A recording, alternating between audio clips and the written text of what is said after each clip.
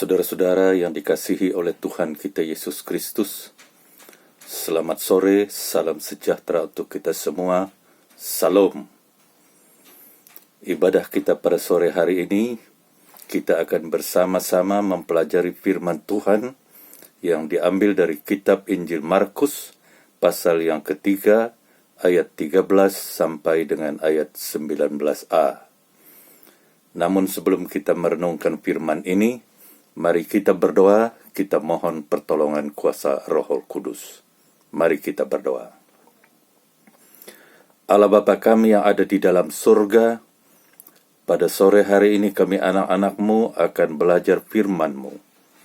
Kami mohon Roh Kudus-Mu bekerja di dalam hati kami masing-masing, agar supaya kami dapat mengerti firman ini dengan baik dan benar, dan kami boleh dikuatkan untuk melaksanakan firman ini dalam hidup kami hari lepas hari. Berfirmanlah ya Tuhan, karena kami anak-anak-Mu telah siap untuk mendengarkannya. Dalam nama Yesus Kristus kami berdoa dan mengucap syukur. Amin. Bapak Ibu saudara yang dikasihi oleh Tuhan kita Yesus Kristus, mari kita bersama-sama membuka Alkitab kita, dan kita membaca Markus pasal 3 ayat 13 sampai 19a. Judul perikopnya adalah Yesus memanggil ke-12 Rasul. Kemudian naiklah Yesus ke atas bukit. Ia memanggil orang-orang yang dikehendakinya, dan mereka pun datang kepadanya. Ia menetapkan 12 orang untuk menyertai dia, dan untuk diutusnya memberitakan Injil, dan diberinya kuasa untuk mengusir setan. Ke-12 orang yang ditetapkannya itu ialah Simon, yang diberinya nama Petrus, Yakobus anak Zebedeus, dan Yohanes saudara Yakobus, yang keduanya diberinya nama Boanerges, yang berarti anak-anak guru.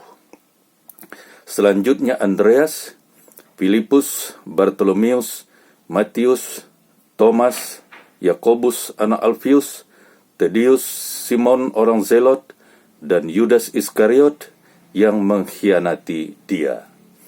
Demikian firman Tuhan. Bapak Ibu saudara yang dikasihi oleh Tuhan kita Yesus Kristus, ketika Yesus memulai pelayanannya di dunia ini dalam rangka menyelamatkan umat manusia, Ia mulai dengan memanggil orang untuk percaya kepada Injil dan untuk bertobat. Selain daripada itu, saudara, ia juga memilih ke-12 murid.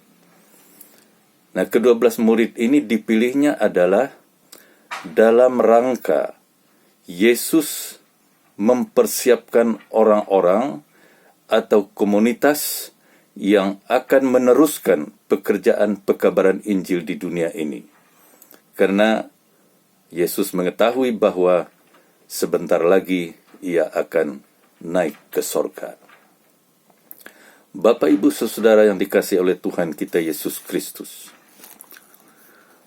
mengapa Yesus mulai dengan memilih murid-murid?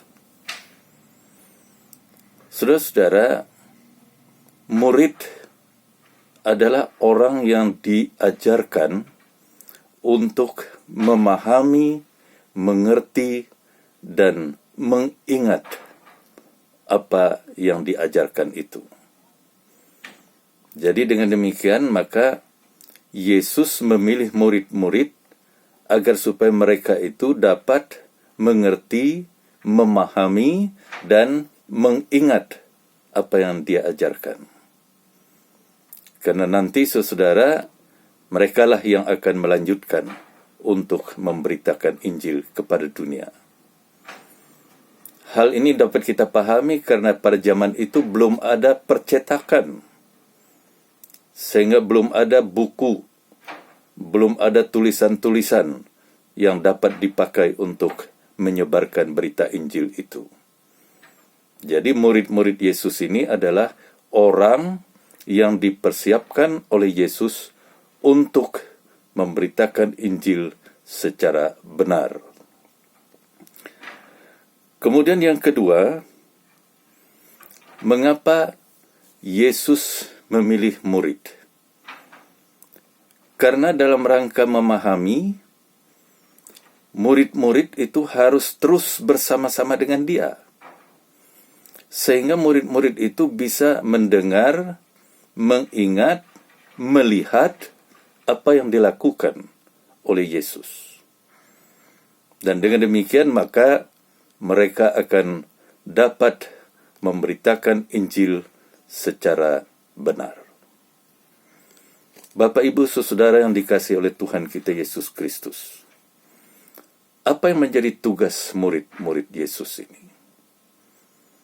Ini penting untuk kita pahami. Karena kita sebagai orang-orang percaya, kita juga adalah murid-murid Kristus.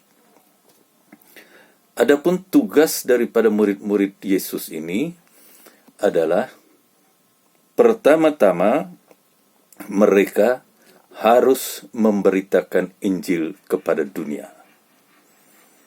Agar supaya dunia percaya dan dunia diselamatkan. Ini adalah tugas utama mereka. Nah, lalu yang kedua, dalam menjalankan tugas, Yesus tidak membiarkan mereka berjalan sendiri. Tetapi Yesus memberikan mereka kemampuan, memberikan mereka kuasa.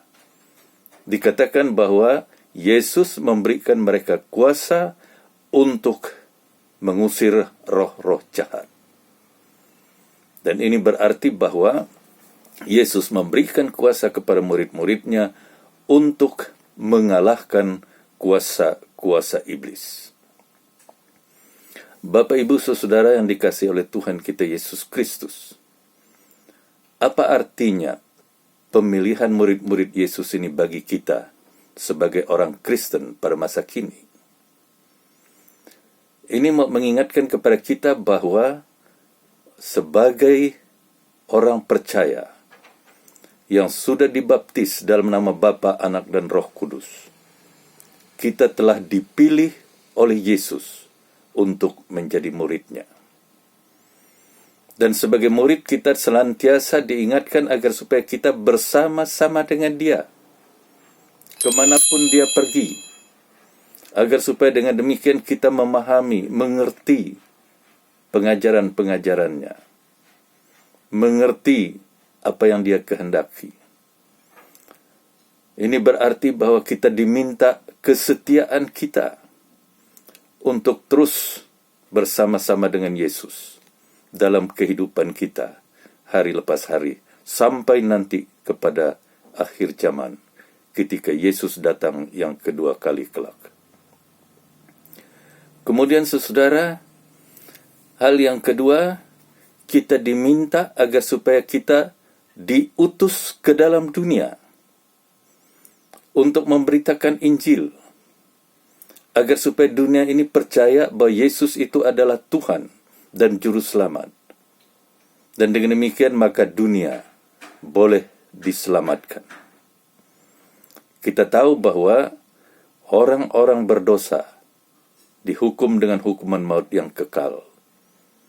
Jadi kita harus memberitakan Injil kepada dunia supaya terbebas dari hukuman maut yang kekal itu dan beroleh keselamatan hidup yang kekal bersama Tuhan. Bapak, Ibu, saudara yang dikasihi oleh Tuhan kita Yesus Kristus, nats ini ataupun perikop ini mau mengingatkan kepada kita bahwa siapapun kita adalah orang yang dipilih oleh Allah, dipilih oleh Yesus menjadi muridnya, dan ditugaskan untuk memberitakan Injil kepada dunia.